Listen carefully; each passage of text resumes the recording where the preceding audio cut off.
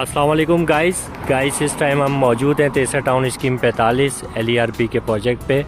और ये आप जो सामने ये रश देख रहे हैं क्रिकेट स्टेडियम है जो सेक्टर 54A में आता है। और इस तरह बहुत दूर दूर से टीमें आई हुई हैं इस टाइम मैच खेलने के लिए।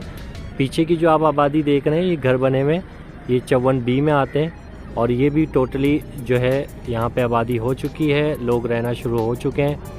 तो जल्द से जल्द रब्ता करें, यहाँ बहुत ज़्यादा रश हो चुका है, चीज़ें बहुत कम रह गई हैं। और ये सामने बस ये जस्ट रोड का फासला है, सामने वाले सेक्टर तमाम के तमाम सेक्टर्स आबाद हैं।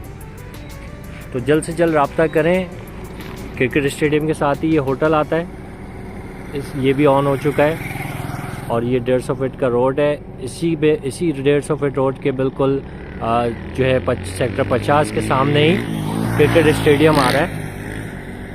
और ये क्रिकेट स्टेडियम आप देखें, इसमें भी किस तरह का रश हुआ हुआ है। बहुत दूर दूर से टीमें आती हैं मैच खेलने के लिए। तो जल्द से जल्द रब्ता करें, जगह बहुत कम रह गई हैं। अपनी ज़मीन के मालिक बन जाएं, अपने बच्चों का फ्यूचर बनाएं। बहुत शुक्रिया, अल्लाह हाफ़िज़।